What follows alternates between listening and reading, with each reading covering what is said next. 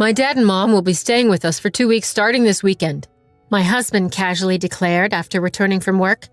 Without even bothering to ask me, he would unilaterally decide when his parents would visit, and I had reached my limit with his arrogance.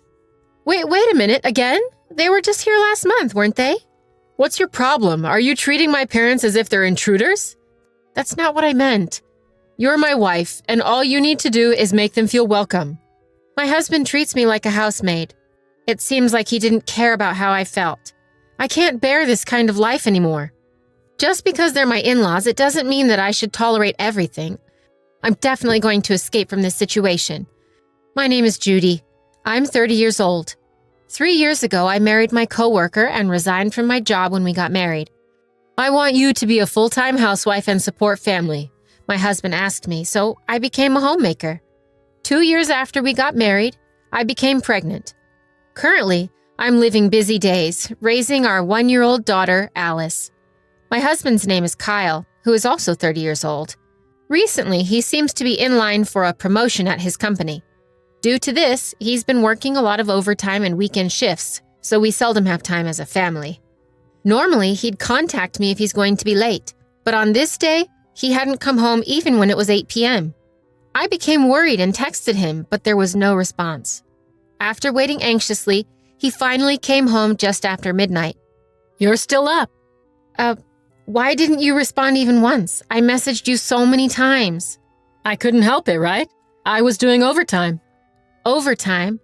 No matter how busy you are, couldn't you at least send a single text saying, I'm doing overtime and will be late? I was worried because there was no response from you at all. Judy, you're being overly dramatic. Stop making such a fuss just because I got home a little late. What's with that tone? I was worried about you. It seemed my worries are not reaching him at all.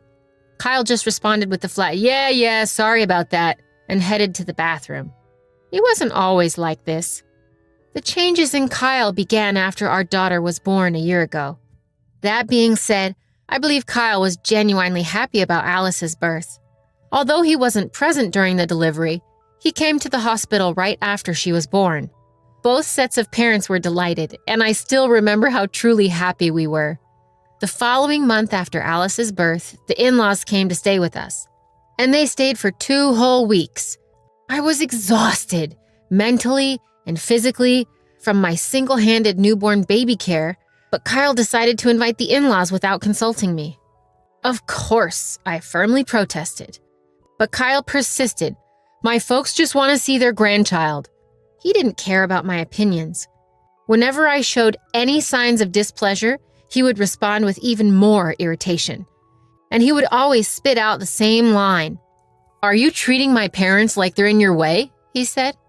That was the trigger. And from that point on, the in-laws began to stay at our house for 2 weeks, almost every month. While they played with Alice, they did not lift a finger to help with household chores.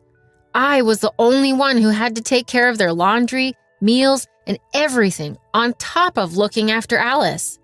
Kyle was often coming home late due to overtime and away working on weekends, so dealing with his parents fell entirely onto me. The additional burden was unbearable as I was already overwhelmed with taking care of Alice. Nevertheless, that day, Kyle casually announced, "Oh, by the way, my folks are coming to stay again this weekend." Wait a minute, again? They were just here last month. What, are you treating my parents like they're in the way? That's not what Anyway, you're my wife, and you should host them nicely. Kyle never agreed with my opinions, and my frustrations kept piling up day by day. But thinking of my little daughter, I couldn't just leave him. At that time, all I could do was silently accept what he said. A few days later, as usual, my husband left for work, and the doorbell rang just after 10 a.m. Here they are again. Considering Kyle is at work, it would be nicer if they could at least come late in the afternoon or even in the evening. Holding these grievances within, I opened the front door. Sure enough, there stood my in-laws. Somehow I managed to force a smile. Good morning, Father, Mother. Hey there, Judy. Here we are again. Where's little Alice? Let me hold her right away. Alice is in her room, but she just fell asleep. What? She's sleeping? Then I'll hold her. Wait a minute, dear. I'm the one who should hold her first. As they engaged in this banter, they barged into the house. They lifted Alice, sleeping peacefully in her crib, and started a tug-of-war over her. I tried to stop them. She's sleeping. But they paid no heed. Crying out over who gets to hold Alice, they ended up waking her up with the noise. And then, of course, Alice started crying. As soon as Alice started crying, the in-laws thrusted her back at me. Oh, she's crying again. This kid cries all the time, doesn't she? Yeah, really? Kyle didn't cry this much. Judy, are you sure you're giving her enough love? Of course I am. I couldn't stand their comments any longer, so I chimed in. She usually sleeps just fine. She's crying now because the two of you were shouting over her. What? Are you trying to say it's our fault? Oh, goodness, Judy, that's a harsh thing to say. We're here trying to dote on our granddaughter, and instead of thanking us, you complain. I didn't mean to complain. It's just that... Now I've got a bad taste in my mouth. I'm feeling a bit peckish, too. Can you make us something? Well, I'm going to take a break. Judy, can you brew us some tea? Oh, and don't forget the cookies. Despite Alice crying at the top of her lungs, they behave just like that. If they're hungry, they could eat outside. If they want tea, they could brew it themselves. Even though I thought that in my heart, I couldn't say it out loud. I stood in the kitchen holding my sobbing daughter and catered to my in-laws' demands. For the next 2 weeks, I was busy without a break. My in-laws, and of course, my husband, didn't help with the housework at all. Eventually, I couldn't bear it anymore, and the night my in-laws left, I complained to my husband. Hey, about your parents, can't they reduce the frequency of their visits a bit? What are you talking about? You're saying you don't like my parents coming? My husband immediately retorted, and I was taken aback. It's not that I dislike it, I just think they visit too often. Plus, staying for 2 weeks, that's way too long. It's just 2 weeks, isn't it? Besides, they don't come every month. Don't complain too much. My husband sighed deeply and didn't even try to make eye contact with me. Nothing was going to be changed for the better. I thought, and I pleaded with him again. Listen to me. Seriously. I'm busy taking care of Alice, and it's tough to also take care of your parents on top of it. Kyle, you don't even help me at all, and I've got too much on my shoulders. Huh? Don't talk like my parents are a burden. They're taking care of Alice, and I can't believe you can say such a thing. Taking care? As soon as Alice cries, they push her on to me.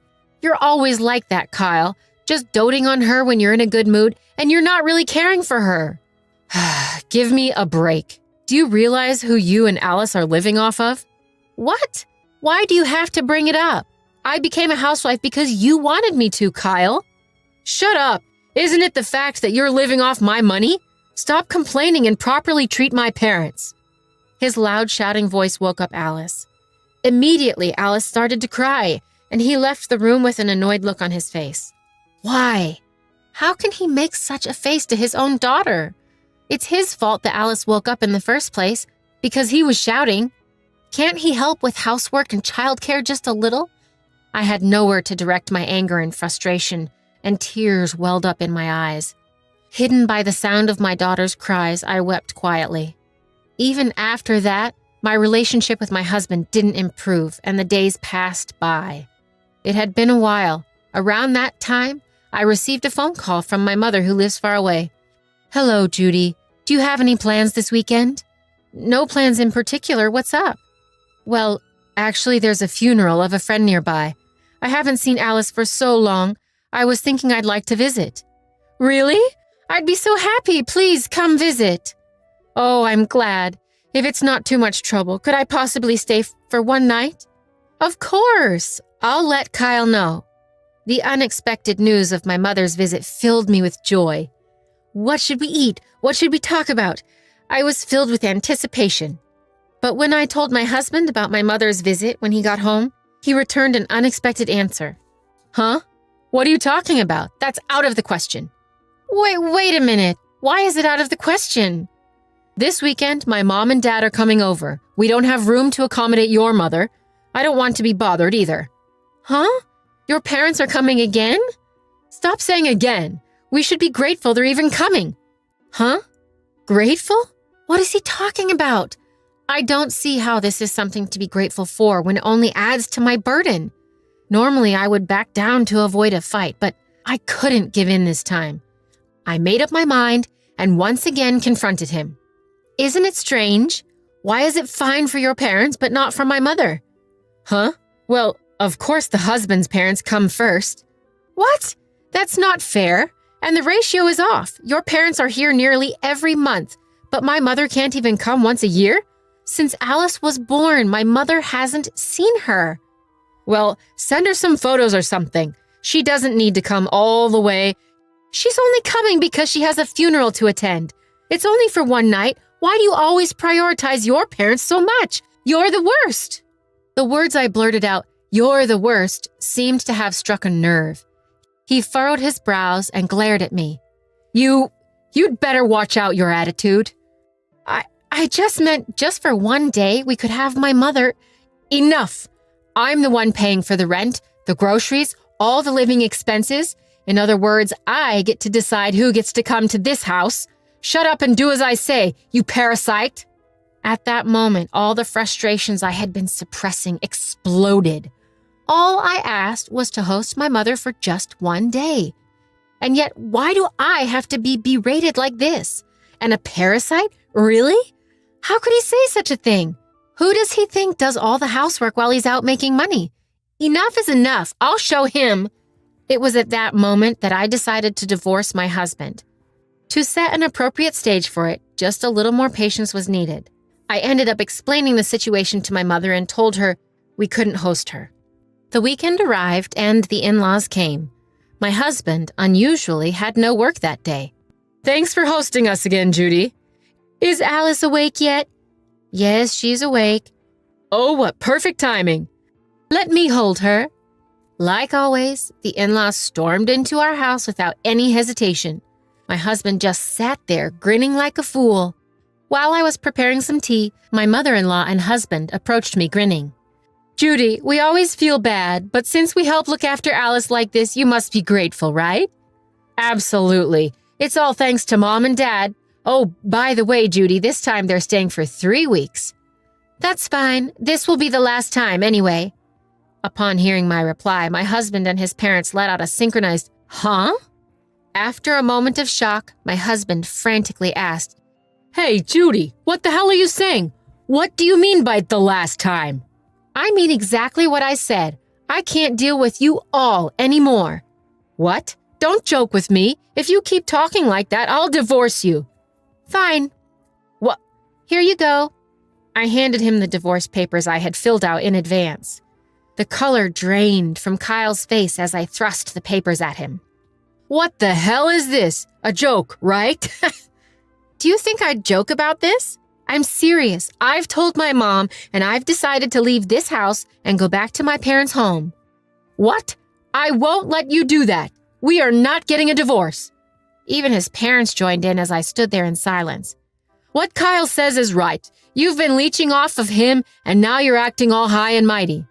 You're living off Kyle, and yet you're taking this attitude even with us. The three of them started hurling insults at me one after another, but I no longer needed to endure it. They are no longer my family or anything else to me. Taking a deep breath, I let them have it. Enough with you and your goddamn bullshit. You think just because I'm quiet, you can say whatever you want? Do you have any idea how much I've had to put up with? It was the first time I've ever talked back like this in front of them. So all three of them were taken aback.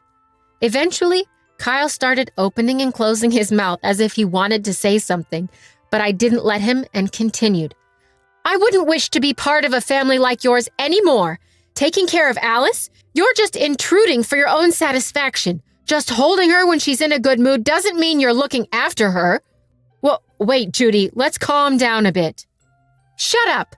Since Alice was born, how many times have you changed her diaper, fed her a bottle, bathed her? You're just messing around with her when she's in a good mood. You let your parents stay over all the time, but not my mom? That's bullshit. Why should only your parents be treated so well? I've had enough of babysitting you three. My outburst left the three of them standing there in shock.